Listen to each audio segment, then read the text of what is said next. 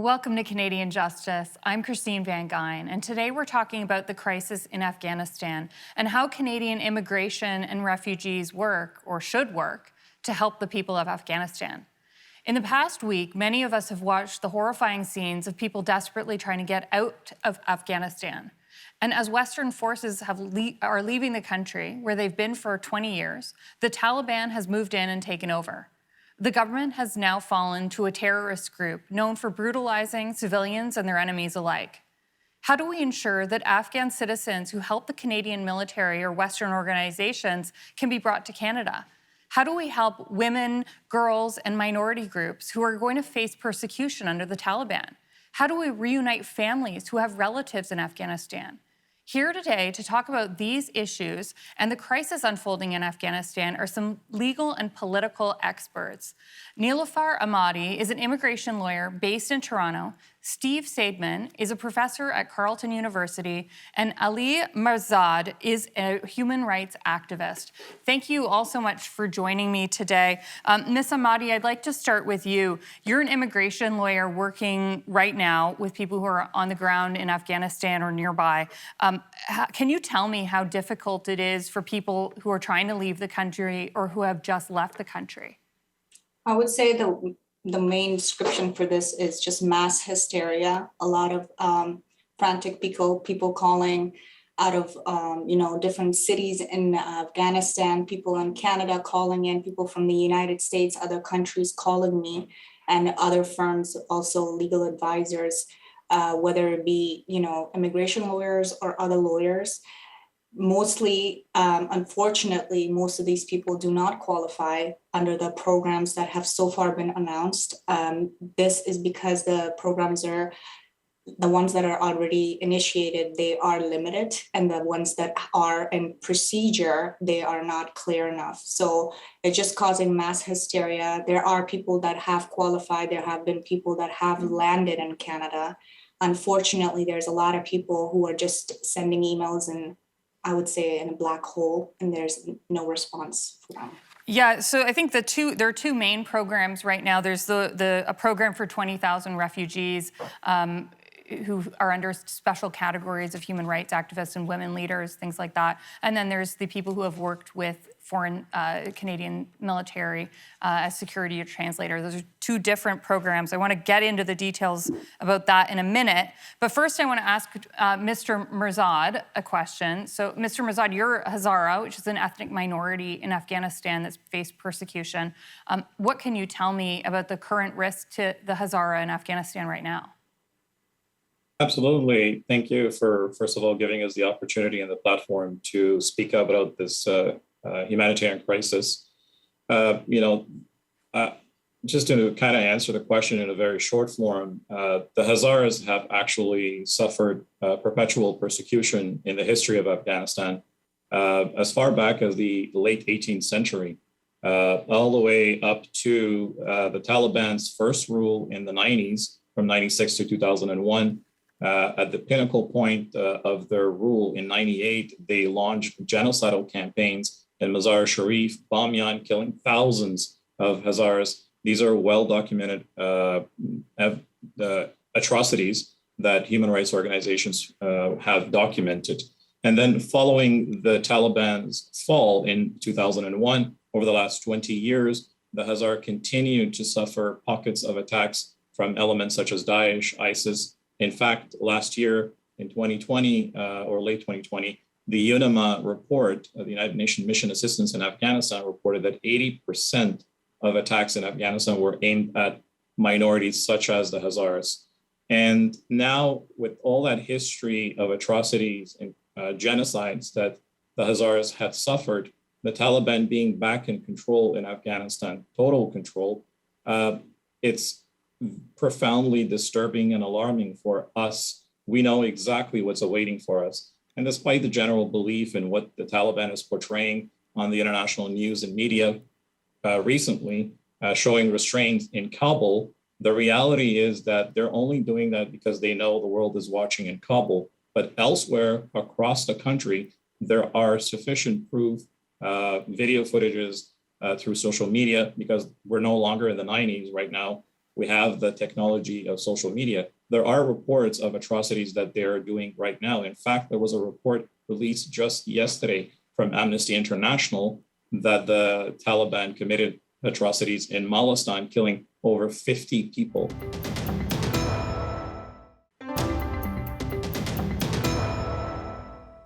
Welcome back to Canadian Justice, where we're discussing the humanitarian crisis in Afghanistan and how Canadian immigration and refugee laws work. Professor Seidman, I want to turn to you. The Canadian government's been criticized for the speed at which they've been getting people out of Afghanistan. In particular, they've been criticized for not getting translators or security who assisted Canadian military out in time. Now the government's sending in more planes, and the airport seems to be secured for the time being. So do you think that the government's going to be able to help more people because of that? Absolutely. We can look at a lot of different dimensions of this response.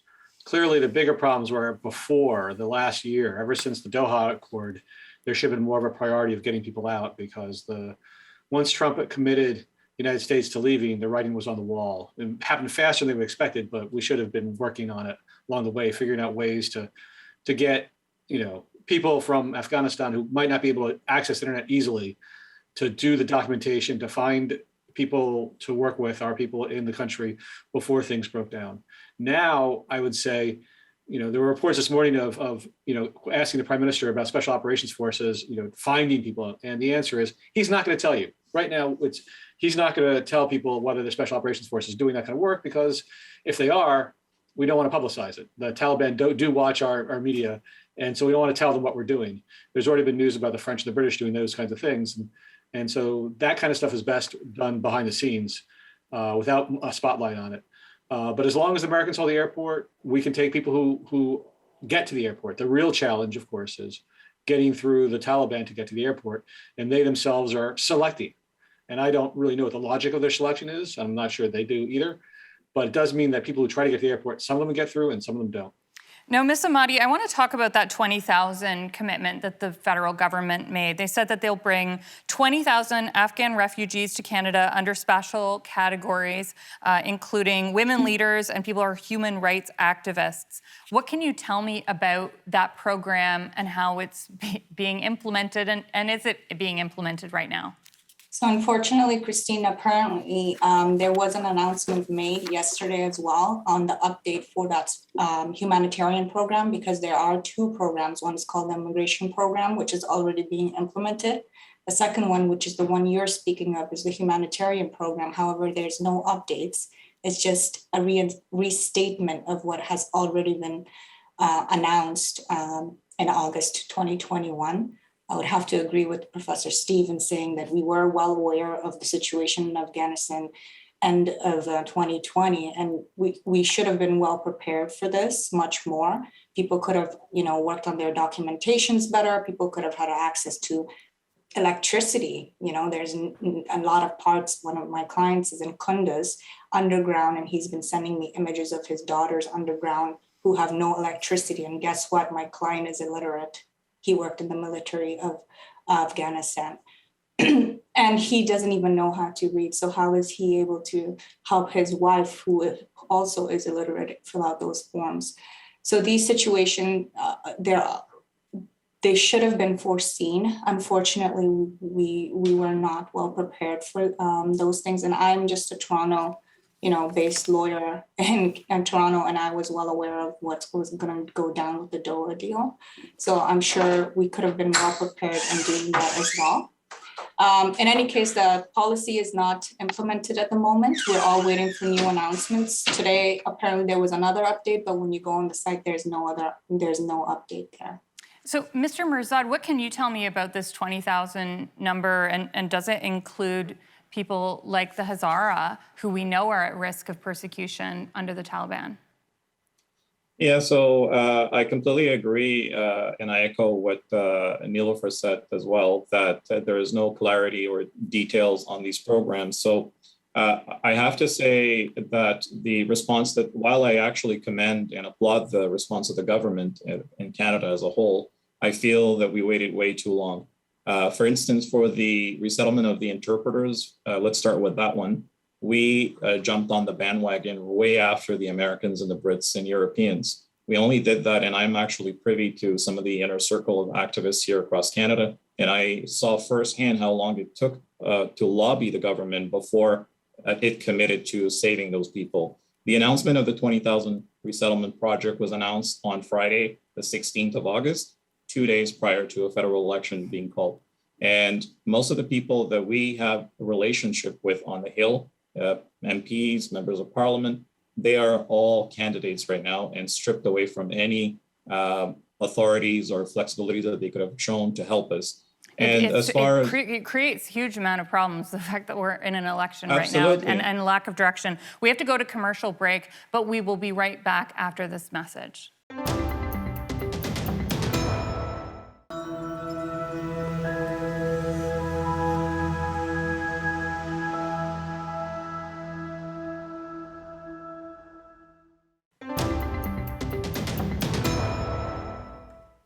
Welcome back to Canadian Justice, where we're discussing the humanitarian crisis in Afghanistan and how Canada's immigration and refugee laws work. Mr. Mirzad, I wanted to give you the chance to finish what you were saying before the last commercial break about the 20,000 number and how it affects ethnic minorities in Afghanistan. Of course, and just to summarize what I just said, we applaud the government's response, but we feel that it was a bit too late. And the election, of course, is creating humongous problems and challenges from a logistical perspective, or also from activism perspective. Our organization, we actually have advocated for the human rights of the Hazaras all the way back as far as 2016 with the Senate, 2018 with the Parliament, and as recently in June 2021, we presented our case before the Parliament's Human Rights Subcommittee. And when the announcements came out from the minister's office and the government, we were very disappointed that we were not included in the wording. The Hazaras were not included in the wording. Only the LGBTQ and the Sikh and Hindu community was mentioned. So there is no clarity whether or not the Hazaras will be included. And our concern is that we should not be left behind, given the atrocities we've suffered in Afghanistan. Ms. Ahmadi, I want to turn to you and something you'd mentioned before about the resources that people in Afghanistan have in order to make these refugee claims. A lot of Kabul has lost electricity. The government's website says, first you need to access the government's website, but you need a computer or internet in order to access it. Then you need a whole extensive documentation in order to prove that you are entitled to refugee status. And then we have the embassy in Afghanistan are closed. Like, what are the practical ways that people can actually access this system that the government says they've created to help people in Afghanistan? So unfortunately, it is very limited, and some clients are using WhatsApp, which is not secure at all. And just to clarify, the lack of security really matters for people in Afghanistan, because if they are, if their messages are read, they could be killed. That is definitely an issue, because I have heard clients where they've said that they have lost track of where their relatives are in Afghanistan, and they have been in the process of trying to obtain documentation from them because they have a timeline as to when to submit the documents they're supposed to get for their application. So that has been a definite challenge for them. In any case, for example, one of my clients, his uncle was working in the army, and they were working on the documents because once they sent the email, they got a second stage, approval to send your forms, fill out all your forms, the details to your job, and all of the security questions and everything. But unfortunately, he is missing at the moment. So they cannot find him to complete the application. And also in the documents that I'm reading from clients for the first program is emphasizing on passports. You have to have your passport. But some of the clients, they never travel out of Afghanistan, and they only get passports when they actually need to travel. And most of these clients do not have a valid passport at the moment, but the letters that I'm seeing is emphasizing on getting that passport. And unfortunately, they cannot. It's a real problem. It's a real problem. Professor Seidman, I want to turn to you about your views on this 20,000 program, and why do you think it's been limited to just those few categories of when literally every woman and girl, every ethnic minority is at risk under the Taliban. I know that they've talked about respecting human rights, but I don't know how much we should really take away from that. Yeah, obviously the Taliban can't be trusted. And the reality is that the government has to set priorities, and they can't let in 5, 7, 10 million Afghans. And it's not, those people aren't going to be able to get out of the country. So there's politics behind this. So why are the Sikhs getting out and not the Hazara? Well, Sikhs are an important political community in Canada. And so as there's an election going on, they're going to be appealing to the Sikh vote. I've been hammering away at why the Minister of Defense has managed to keep his job despite not doing his job for the past 7 months or so. And that has to do with, in part, his role in mobilizing the Sikh community for the Liberals. So it is ethnic politics. It's about politicians playing to the lobbying groups that are more powerful in Canada. If the Hazara were in greater numbers, we'd see them on the list. And that's sad and tragic, but it's so politics. So cynical. That's what I get paid to do. We will be right back.